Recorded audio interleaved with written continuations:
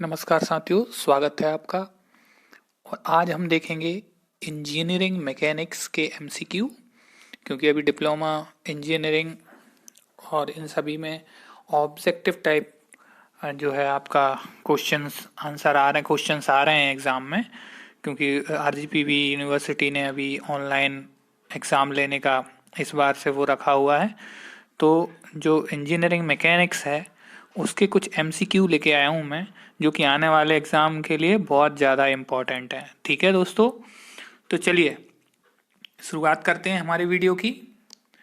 तो देखिए, पहला क्वेश्चन है, एसआई पद्धति में बल की उचित इकाई क्या है। इंग्लिश में भी दिया हुआ है, the SI unit of the force is. तो इसमें देखेंगे एसआई यूनिट में जो फोर्स की यूनिट होती है वो होती है आपकी न्यूटन। ठीक है, Newton is the right answer. SI unit में फोर्स की जो यूनिट होती है वो न्यूटन होती है। ठीक है, और भी कोई यूनिट्स पूछ सकता है तो यूनिट सिस्टम को देख लें थोड़ा सा।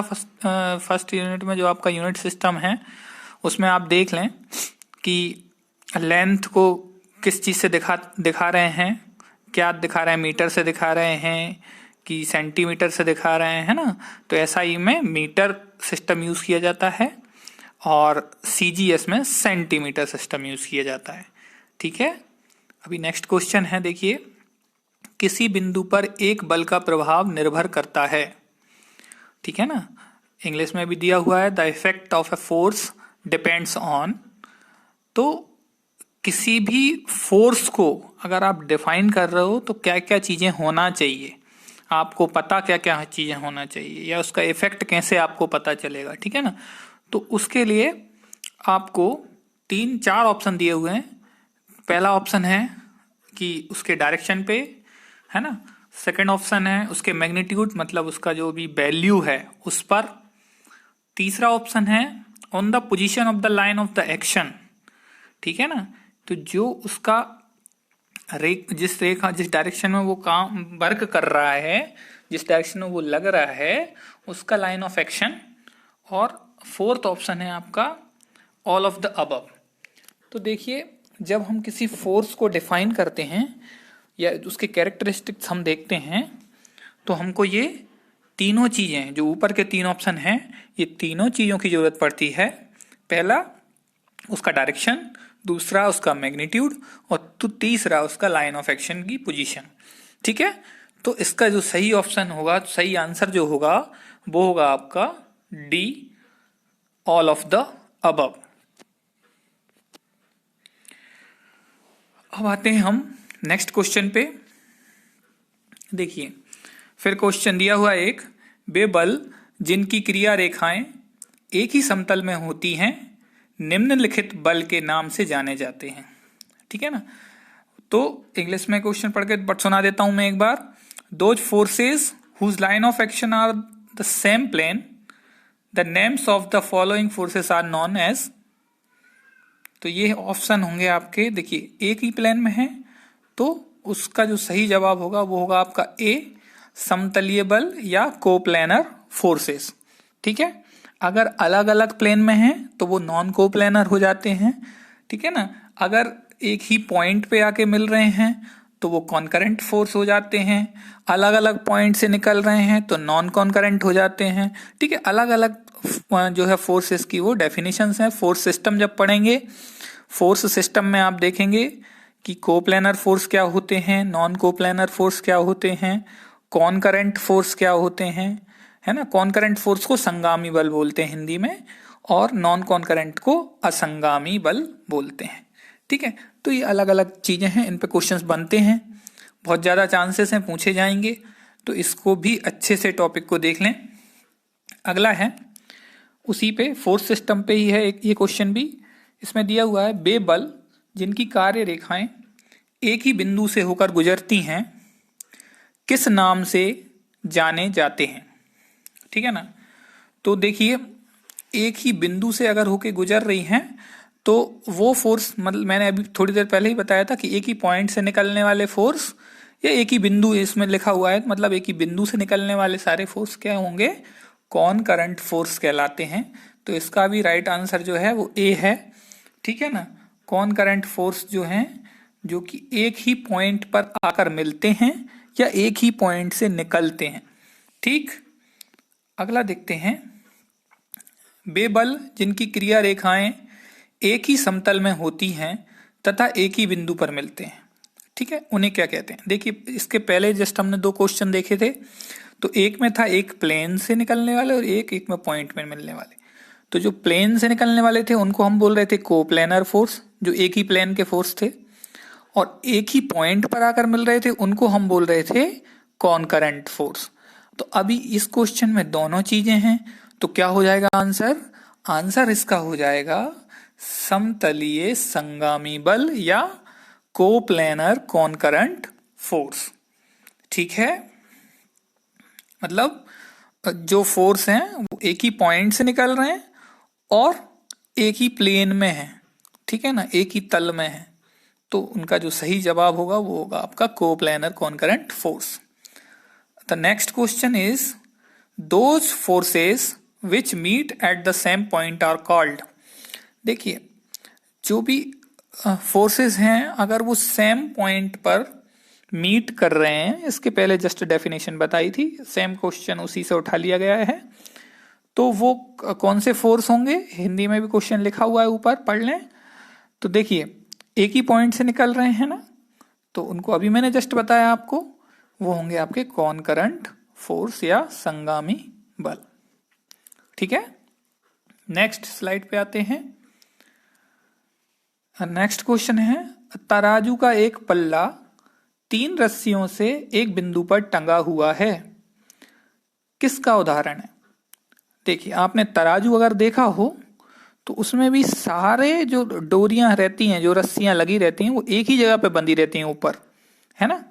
तो क्या मतलब हुआ कि उससे जो जितने भी फोर्सेस लग रहे हैं, टेंशन लगती है जब कोई आप वजन रखोगे पल्ले पर या कोई चीज ऐसी रखोगे जिसमें वजन होगा, वेट होगा, तो वो क्या करेगा? उन रस्सियों में टेंशन देगा, तो टेंशन फोर्स लगता है।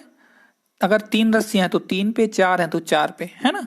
लेकिन उनका जो पॉइंट ऑफ जहां से वो रस्सियां बंधी हुई हैं वो एक ही है, तो एक ही पॉइंट से अगर वो सारी रस्सियां बंधी हुई हैं तो कौन से फोर्स का एग्जाम्पल हुआ? ये हुआ आपका कॉनकरेंट फोर्स का एग्जाम्पल, संगामी बल। जो इसके पहले भी बताया था कि एक ही पॉइंट से निकलने वाले फोर्स कॉनकरेंट फोर्स कहलाते हैं। द नेक्स्ट क्वेश्चन इज, यदि कई बल एक बिंदु से अलग दिशाओं में लगते हैं और इन सभी को क्षैतिज एवं ऊर्ध्वाधर दिशा में विघटित किया जाए, तब इनका परिणामी बल क्या होगा? है ना। अगर हम मान लें कि नंबर ऑफ फोर्सेस एक्ट कर रहे हैं किसी ऑब्जेक्ट पे, किसी बॉडी पे, तो उनको अगर आपको रिजल्टेंट फोर्स निकालना है तो आपको उनको रिजॉल्व करना पड़ेगा हॉरिजॉन्टल डायरेक्शन में और वर्टिकल डायरेक्शन में, दोनों डायरेक्शन में आपको रिजॉल्व करना पड़ेगा। जब आप रिजॉल्व करेंगे तो उसको निकालने के लिए एक फॉर्मूला है, ठीक है ना, एक फॉर्मूला है उसको कैलकुलेट करने के लिए, और उस फॉर्मूले में इन चारों ऑप्शन में से कौन सा सही है जो कि फॉर्मूले को डिफाइन कर रहा है, तो वो है आपका जो ए वाला ऑप्शन है। जो ए वाला ऑप्शन है वो है आपका right answer, summation h square plus summation v square under root में। तो देखिए, जितने भी हॉरिजॉन्टल कंपोनेंट होंगे उनका सम, जितने भी फोर्स होंगे उनका सम, प्लस जितने भी वर्टिकल में जो फोर्सेस लग रहे होंगे उनका सम, सबको जोड़ के आप अंडर रूट में ये वाला फॉर्मूला लगाएंगे तो आपका जो है आंसर रिजल्टेंट का आ जाएगा। तो summation h square plus summation v square वाला जो ए नंबर का जो ऑप्शन है वो आपका राइट आंसर है। जब भी नंबर ऑफ फोर्सेस एक्ट कर रहे होंगे किसी बॉडी पे, ठीक है, उनका रिजल्टेंट निकालना है तो आपको ये चीजें, ये वाला फॉर्मूला यूज करना पड़ेगा। अगला है, यदि एक बल P क्षैतिज दिशा से 0 डिग्री का कोण बनाता है तब उसका क्षैतिज घटक होगा। देखिए, क्षैतिज घटक मतलब horizontal component, and horizontal component will be, क्या होगा बताइए। तो देखिए हॉरिजॉन्टल कंपोनेंट्स सारे कॉस के साथ आते हैं, तो फोर्स कॉस और जो भी उसका एंगल होगा, एंगल कितना है 0, तो क्या हो जाएगा P cos 0। तो P cos 0 जो है वो आपका सही जवाब होगा, इसमें गलत मार्क कर रखा है, तो P cos 0 जो है वो आपका सही जवाब होगा। ठीक है, P cos 0 जो है वो आपका सही आंसर होने वाला है, तो इसको ध्यान रखिएगा, ये आंसर सही होगा, ये नहीं होगा, है ना, ये नहीं है। तो हॉरिजॉन्टल कंपोनेंट हमेशा P cos 0 होगा। ठीक, आगे आते हैं हम, अगला देखते हैं कि यदि दो बलों P और Q के बीच का कोण थीटा है, अल्फा बल P और परिणामी बल R के बीच का कोण है, तब tan अल्फा का मान क्या होगा। इंग्लिश में भी पढ़ देता हूं एक बार। If the angle between two forces P and Q is theta, if the angle between two forces P and Q is theta, angle between force P and the resultant force R is alpha, then the value of tan alpha will be। ठीक है ना, तो ये जब भी हम parallelogram law of force पढ़ते हैं, पैरेललोग्राम लॉ ऑफ फोर्स या बलों का समांतर चतुर्भुज का जो नियम है, उसमें आप देखोगे कि जब दो फोर्स लग रहे होंगे तो उसका जो एंगल कैलकुलेशन करोगे आप रिजल्टेंट के साथ किसी भी फोर्स का, तो उसका एक फॉर्मूला है। अगर इसमें जैसे लिखा हुआ है कि P के साथ कैलकुलेट करना है रिजल्टेंट का जो एंगल है, तो P के साथ अगर कैलकुलेट करना है तो उसका फॉर्मूला है Q sin theta upon P plus Q cos theta. तो जो C आंसर है वो इसका सही जवाब रहेगा। ठीक है, नेक्स्ट करते हैं। A force of 6 Newton acting on A point and making angle of 60 degree from horizontal, it's horizontal component will be. देखिए फिर से जो जिसके जस्ट पहले एक क्वेश्चन पूछा गया था जिसमें गलत मार्किंग थी मेरे क्वेश्चंस में, तो मैंने उसको आपको सही करके दिखा दिया है कि P cos 0 था उसका आंसर।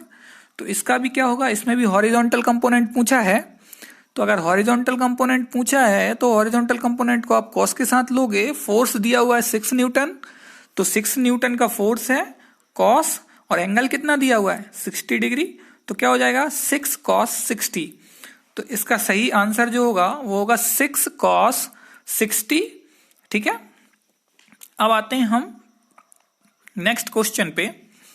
इसमें न्यूमेरिकल क्वेश्चन दिया हुआ है, ये छोटा सा न्यूमेरिकल है कि टू फोर्सेस हैं, एक 50 न्यूटन और एक 30 न्यूटन का, और दोनों के बीच का एंगल जो है वो 60 डिग्री है। तो रिजल्टेंट का आपको वैल्यू निकालनी है। ठीक है ना, मैं फिर से पढ़ देता हूं। दो बल 50 न्यूटन और 30 न्यूटन एक दूसरे से 60 डिग्री पर कार्यशील हैं, तो परिणामी बल क्या होगा। तो देखिए इसमें हमको फिर से पैरेललोग्राम लॉ ऑफ फोर्स लगाना है, जो दो फोर्सेस के लिए एप्लीकेबल होता है पैरेललोग्राम लॉ ऑफ फोर्स। जहां पे दो फोर्स लग रहे हों वहां पे आप बलों के समांतर चतुर्भुज का नियम अप्लाई करेंगे। और जब आप अप्लाई करेंगे तो उसका एक फॉर्मूला है सिंपल सा। क्या फॉर्मूला है रिजल्टेंट का, कि F1 under root F1 square plus F2 square plus 2 F1 F2 cos theta. ठीक है ना, तो वो इसका जो है फॉर्मूला है, उससे जब आप कैलकुलेशन करोगे सारी वैल्यूज रखोगे तो आंसर आपका आने वाला है 70 न्यूटन। फॉर्मूला मैं आपको दिखा देता हूं, ये फॉर्मूला है। देखिए फॉर्मूले में लिखा हुआ है सारी चीजें कि F1 में अगर आप 50 रखोगे और F2 में 30 रखोगे और थीटा की जगह पे आप 60 रखोगे, तो आपका जो आंसर आएगा वो आएगा आपका 70 न्यूटन। आप ये करके देख लें, बिल्कुल आ जाएगा। कैलकुलेटर अलाउ रहेगा तो कैलकुलेटर से कर लें कैलकुलेट। अगर आपको वैसे नहीं कर पा रहे हैं तो इस फॉर्मूले में आपको वैल्यूज रखनी है और आपका आंसर आ जाएगा। ठीक है, ओके। नेक्स्ट क्वेश्चन है, 10 न्यूटन एवं 20 न्यूटन के दो बल एक तल में 90 डिग्री पर पिंड पर कार्यरत हैं, उनका परिणामी बल क्या होगा। तो देखिए जस्ट इसके पहले जो क्वेश्चन था, the same process will be applicable in on that also, इस पे भी सेम जो है प्रोसीजर आपको एप्लीकेबल करना है, वही फॉर्मूला लगाना है पैरेललोग्राम लॉ ऑफ फोर्स का, ठीक है ना। और उसी फॉर्मूले से आपको इसके आंसर निकालने हैं, तो इसका आंसर भी आ जाएगा आपका 22.4 न्यूटन, ठीक है। फॉर्मूला वही था जस्ट पहले वाला, under root F1 square plus F2 square plus 2F1 F2 cos theta, ठीक है ना। अब अगला क्वेश्चन देखें, यदि दो समान बल मतलब उनका वैल्यू बराबर है, जिनका परिमाण कितना है P है, मतलब उनकी जो वैल्यू है वो P है, तो दोनों बलों की वैल्यू P है, 90 डिग्री पर कार्यरत हैं, तब उनका परिणामी बल क्या होगा। देखिए सेम इसमें भी, ये भी दो बल वाला है, जहां पे दो फोर्स होंगे वहां पे आपको parallelogram law of force apply करना है, उसका फॉर्मूला लगाना है। इसमें भी आप फॉर्मूला लगाओगे तो आपको आंसर मिल जाएगा। देखिए कैसे मिलेगा, इसका आंसर आएगा आपको P अंडर रूट 2। कैसे आएगा, इसका क्या फॉर्मूला तो वही है जो आपका पैरेललोग्राम लॉ ऑफ फोर्स का फॉर्मूला है, under root F1 square plus F2 square वाला, बस उसमें आपको वैल्यूज रख देनी है। F1 की जगह पे भी P रख देंगे और F2 की जगह पे भी P रख देंगे, और थीटा की जगह पे आपको 90 डिग्री रखना है। जैसे ही आप सॉल्व करोगे तो आपका जो आंसर निकल के आएगा वो जो ऑप्शन है P अंडर रूट 2 आएगा। कैसे आएगा ये देख लीजिए कि ये फॉर्मूला था, इसमें मैंने F1 की जगह पे भी P रख दिया, F2 की जगह पे भी P रख दिया, और फॉर्मूले में F1 F2 की जगह पे P यहाँ पे भी डाल दिया, और थीटा की जगह पे 90 लिख दिया। अब देखिए cos 90 की वैल्यू होती है 0, तो ये पूरा टर्म 0 हो जाएगा। कौन सा टर्म पूरा 0 हो जाएगा, ये पूरा टर्म 0 हो जाएगा। जब ये 0 हो जाएगा तो बचेगा क्या आपके पास, P square plus P square कितना हो गया 2P स्क्वायर, और इस 2P स्क्वायर में से अंडर रूट से हम अगर P को बाहर निकाल दें, स्क्वायर है तो ये बाहर आ जाएगा, तो बचा क्या P रूट 2, ठीक है। तो इसका जो आंसर आने वाला है वो आएगा आपका P रूट 2, ठीक है। अब अगला देखते हैं, नेक्स्ट क्वेश्चन है, root 2 newton and 5 newton are acting on a body at 90 degree in a plane, their resultant will be. तो वही है सेम, दो फोर्स हैं, एक अंडर रूट 2 है और दूसरा आपका 5 न्यूटन है, और दोनों फोर्स का जो एंगल दिया हुआ है वो 90 डिग्री दिया हुआ है, तो उसका भी वैल्यू आपको कैलकुलेट उसी तरीके से करना है, वही फॉर्मूला लगाना है पिछली बार जो लगाया था हमने पैरेललोग्राम लॉ ऑफ फोर्स वाला, और इसको कैलकुलेट भी करोगे तो इसका आंसर भी आ जाएगा। फॉर्मूला अगर आप याद रखेंगे तो कैलकुलेशन हो जाएगी तो आपका आंसर भी आ जाएगा। नेक्स्ट क्वेश्चन है, यदि दो समान बलों का परिणामी भी किसी एक बल के बराबर है तो दोनों बलों के बीच का कोण होता है। देखिए इसमें दो फोर्स दिए हुए हैं वो भी बराबर हैं, मतलब दोनों की वैल्यूज बराबर हैं, और उनका जो रिजल्टेंट आ रहा है उसकी वैल्यूज भी उन दोनों बलों में से किसी एक बल के बराबर है, मतलब अगर दोनों फोर्स बराबर हैं तो उन्हीं के बराबर उसका रिजल्टेंट भी आ रहा है। इस केस में जो है थीटा क्या होगा, उसका जो दोनों फोर्सेस के बीच का जो एंगल है वो क्या होगा। तो ये भी आप सेम इसके पहले जो मैंने 3 या 4 न्यूमेरिकल प्रॉब्लम्स करवाए आपको, वैसे ही इसको भी सॉल्व करना है, वही इसमें फॉर्मूला लगाना है, वही फॉर्मूला इसमें अप्लाई करोगे। थीटा की जगह कुछ मत रखना, थीटा की जगह थीटा रखेंगे, बाकी आप रिजल्टेंट की जगह F1 की जगह F2 की जगह कोई भी एक वैल्यू ले लें, कॉमन वैल्यू, तीनों की वैल्यू बराबर रहेंगी, F1 F2 और रिजल्टेंट की। आप उन तीनों वैल्यूज को रख दें और जब आगे कैलकुलेशन करेंगे तो थीटा की वैल्यू कैलकुलेट कर लें, तो वो आएगी आपकी 120 डिग्री, ठीक है। 120 डिग्री आने वाली है उसकी वैल्यू आपकी, और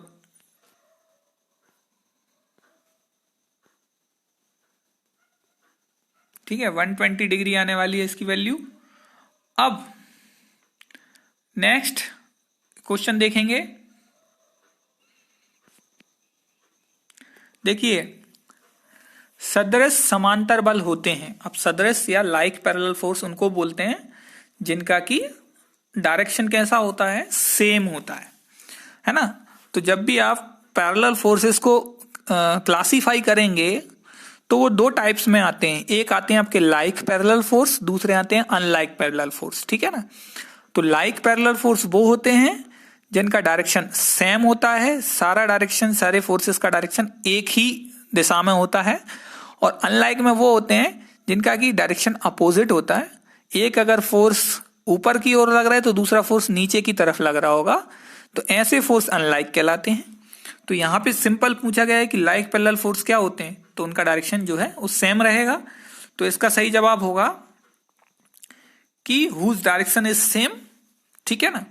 नेक्स्ट क्वेश्चन है, जब दो समांतर बल विपरीत दिशा में कार्यरत हैं तो उन्हें कहते हैं, ठीक है ना। दो समांतर बल अगर विपरीत दिशा में कार्यरत हैं तो उन्हें कहते हैं। अब देखिए इसका जस्ट अपोजिट है। अभी हमने देखा कि जब डायरेक्शन सेम होगा तो क्या होगा, लाइक, जब डायरेक्शन अपोजिट होगा तो क्या होगा, अनलाइक। तो इसका आंसर क्या होगा, डी, अनलाइक पैरेलल फोर्स, ठीक है ना। नेक्स्ट क्वेश्चन पे आते हैं, यदि दो बल समांतर और एक ही दिशा में कार्य कर रहे हों तब उनका परिणामी, ठीक है ना, तो उनका रिजल्टेंट क्या होगा जब दोनों फोर्स लाइक हैं, लाइक पैरेलल फोर्स हैं, कैसे, एक ही डायरेक्शन में है और पैरेलल है, तो उनका जो रिजल्टेंट हम कैलकुलेट करते हैं वो कैसे करते हैं, तो वो उसका सही आंसर है आपका बी, दोनों के योग के बराबर, मतलब दोनों को टोटल कर देते हैं तो जो भी रिजल्टेंट आता है वो दोनों का टोटल आता है, दोनों का सम आता है, ठीक है ना। अगला है, जब दो असमान परिमाण के समांतर बल P तथा Q किसी पिंड पर कार्यरत हों तब उनके परिणामी बल की दिशा क्या होगी, ठीक है ना। When two unlike parallel forces of magnitude P and Q are acting on a body, then the direction of their resultant force will be, okay? तो इसमें देखिए कि दो असमान परिमाण के समांतर हैं बल हैं P और Q, और दोनों का जो अप्लाई कर रहे हैं वो किसी बॉडी पर, तो उनका आपको रिजल्टेंट कैलकुलेट करना है। तो सबसे पहले उसकी पोजीशन देखिए, आंसर ऑप्शन में दिए हुए हैं कि दोनों बल के बीच में होगा, दोनों बलों पर झुकी हुई होगी, दोनों बलों के बाहर किंतु बड़े बल के पास होगा, या डी, दोनों बलों के बाहर किंतु छोटे बल के पास होगा। तो इस क्वेश्चन का जो आंसर है वो आपका सी है, दोनों बलों के बाहर किंतु बड़े बल के पास। तो हमेशा जो भी रिजल्टेंट होगा वो बड़े बल की तरफ लगता है अगर अनलाइक पैरेलल फोर्स हैं तो, ठीक है ना, समझ में आई बात। हमेशा अगर अनलाइक पैरेलल फोर्स हैं, अगर मान लीजिए एक 100 न्यूटन लग रहा है, एक 50 न्यूटन लग रहा है, तो जो रिजल्टेंट लगेगा वो किस डायरेक्शन में लगेगा, हमेशा 100 की डायरेक्शन में लगेगा। ये ध्यान रखिए, आप खुद ही देख सकते हैं। अगर आप तराजू पर एक तरफ 1 किलो का जो है वजन चढ़ा दीजिए, एक पर आधा किलो चढ़ाइए, तो किस तरफ का पल्ला झुकेगा, 1 किलो वाला पल्ला झुकेगा ना। तो उसी तरह से इसमें लगेगा कि जिस तरफ ज्यादा बड़ा फोर्स होगा उसी तरफ उसका रिजल्टेंट लगेगा, ठीक है। अगला आते हैं हम, देखिए अगला है, निम्नलिखित कथनों में से कौन सा कथन सत्य नहीं है। Which of the following statement is not true. First option है, two equal and parallel forces act in the same direction as force couple. Lami's theorem is used for 3 concurrent force. The condition required for equilibrium is summation h is equal to summation v is equal to summation m is equal to 0. The unit of work and power is the same. तो देखिए ये condition जो देखेंगे तो Lami's theorem use for 3 concurrent force ये होता है ना। इक्विलिब्रियम की कंडीशन जो है वो भी सही लिखी हुई है, और यूनिट ऑफ वर्क और पावर ये भी सेम होती है, वर्क और पावर की यूनिट भी बराबर होती है। तो ये जो नीचे के 3 ऑप्शन है ये सही है, लेकिन हमसे पूछा गया है कौन सा सही नहीं है ना, कौन सा कथन सत्य नहीं है। तो जो पहले नंबर वाला कथन है, जो स्टेटमेंट है, वो सही नहीं है, क्योंकि बल युग्म जो होता है, फोर्स कपल जो होता है, वो हमेशा अपोजिट डायरेक्शन में जो लग रहे होते हैं फोर्स, उन पे एप्लीकेबल होता है, ठीक है ना। कभी भी लाइक पैरेलल फोर्सेस पे एप्लीकेबल नहीं होता। फोर्स कपल जो होता है वो अनलाइक पैरेलल फोर्सेस पे एप्लीकेबल होता है, और वो भी किस कंडीशन में एप्लीकेबल होता है, जब दोनों जो फोर्स हों वो बराबर मैग्नीट्यूड के हों, उनका मैग्नीट्यूड या वैल्यू उनकी बराबर हो। मतलब एक फोर्स 100 न्यूटन का लग रहा है तो दूसरा भी 100 न्यूटन का ही होना चाहिए, और अपोजिट सेंस में होना चाहिए। अपोजिट सेंस मतलब अलग अलग डायरेक्शन में। अगर एक ऊपर की तरफ लग रहा है तो दूसरा नीचे की तरफ लग रहा होगा। इस कंडीशन में फोर्स कपल बनता है। तो जो पहला ऑप्शन है ये आपका गलत है। इसमें लिखा हुआ है समान दिशा, जबकि समान दिशा नहीं होती है, ठीक है ना। अगला है 3 मीटर लंबी एक भारहीन बीम के दो सिरों पर क्रमशः 100 ग्राम तथा 50 ग्राम के दो वजन रखे हैं। दोनों वजनों के परिणामी बल्कि 100 ग्राम के वजन से दूरी। The two weights are 100 gram and 50 gram respectively kept on the ends of a weightless beam of 3 meter length. Distance of the resultant force from the weight of the 100 gram. तो इसको जब कैलकुलेट करोगे आप तो इसमें देखोगे कि 100 ग्राम वाला जो वेट है उससे कितनी दूरी पर आपका रिजल्टेंट फोर्स लग रहा है। तो इसका मैंने कैलकुलेशन दिया हुआ है। कैलकुलेशन कैसे करना है वो मैं बता देता हूं। इसका आंसर जो आएगा वो आएगा आपका 1 मीटर। डी इसका सही आंसर है। और कैलकुलेशन देखिए ये है, दो फोर्स हैं आपके 100 ग्राम और 50 ग्राम, है ना। ये दोनों लग रहे हैं 3 मीटर लंबी बीम पर, और रिजल्टेंट भी इनका जो है वो 100 ग्राम से x डिस्टेंस पे मैंने मान लिया। अब अगर मैं मूवमेंट लूंगा, मैंने मूवमेंट लिया सी पे, तो देखिए सी पे मूवमेंट लिया तो ये वाला जो मूवमेंट लग रहा है, ये वाला 50 ग्राम वाला, ये कैसे जा रहा है आपका क्लॉकवाइज डायरेक्शन में, और ये 100 ग्राम वाला कैसे जा रहा है आपका एंटी क्लॉकवाइज डायरेक्शन में, ठीक है ना। ये क्लॉकवाइज डायरेक्शन में, ये एंटी क्लॉकवाइज डायरेक्शन में। तो क्लॉकवाइज डायरेक्शन वाले फोर्स के साथ लिख लिया मैंने। अब देखिए मूवमेंट का फॉर्मूला क्या होता है, force into perpendicular distance, force multiply perpendicular distance. तो फोर्स कितना है 50 ग्राम, इसकी परपेंडिकुलर डिस्टेंस क्या हुई, तो देखिए हमने सी पे मूवमेंट लिया है तो टोटल डिस्टेंस 3 है, और 3 में से x माइनस कर देंगे तो इसका हमको डिस्टेंस यहां से यहां तक का डिस्टेंस जो है वो मिल जाएगा।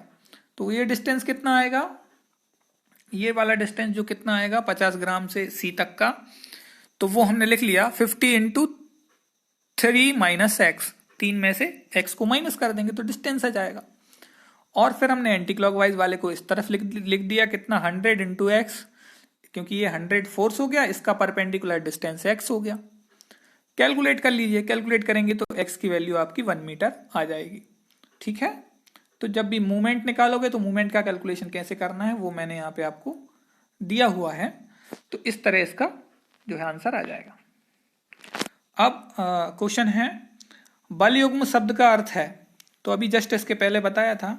तो इसका आंसर होगा कि दो बराबर विपरीत दिशा में समांतर बल, two equal parallel force in opposite direction. Just पहले मैंने आपको डेफिनेशन दी। फिर अगला क्वेश्चन है बल युग्म में बलों की क्रिया रेखाएं होती हैं, ये भी जस्ट इसी का दूसरा क्वेश्चन है। तो इसका भी लिख लें आंसर, इसका होगा एक दूसरे के समांतर होते हैं, फोर्स पैरेलल लगते हैं, ठीक है। तो ये कुछ क्वेश्चंस थे जो कि हमने जो आपका composition and resolution of force है, पैरेलल फोर्स है, मूवमेंट ऑफ द फोर्स है, उनसे हमने कुछ एक क्वेश्चंस लिए थे। अब आगे की एक वीडियो में मैं सेंटर ऑफ ग्रेविटी, फ्रिक्शन और मशीन पर कुछ क्वेश्चंस लेके आऊंगा, सिंपल लिफ्टिंग मशीन्स पर, ठीक है। तो उनके एमसीक्यू कैसे आ सकते हैं वो लेके आऊंगा। इसको अच्छे से पढ़ लीजिए, इससे जहां तक है बाहर नहीं जाएगा, क्योंकि ये वो क्वेश्चंस है जो बार बार पूछे गए हैं, पुरानी एग्जाम्स में पूछे गए हैं, और लगभग हमने सारा कुछ कवर कर लिया है। आपका न्यूमेरिकल पोर्शन से लेके थ्योरी का जो भी सिलेबस है वो सारे क्वेश्चन इसमें मैंने आपको जो शुरू के 3 यूनिट्स हैं उनका डाल दिया है। अभी देखेंगे हम नेक्स्ट वीडियो में सेंटर ऑफ ग्रेविटी, फ्रिक्शन और simple lifting machine. Thank you दोस्तों। चैनल को सब्सक्राइब जरूर कर लें, क्योंकि नेक्स्ट वीडियो तभी आपको पता चल पाएगा कि कब आ रहा है, जब आप चैनल को सब्सक्राइब कर लेंगे। तो चैनल को अभी सब्सक्राइब करें, जिससे कि आपको आगे आने वाली वीडियोस का पता चल सके। और एग्जाम इस बार एमसीक्यू बेस्ड होने वाला है, इसलिए आपको तैयारी हर तरह से करके रखनी है। आपको एमसीक्यू की भी तैयारी करके रखती हैं, और अगर आपके कॉन्सेप्ट क्लियर होंगे तो आप एमसीक्यू भी सॉल्व कर पाएंगे।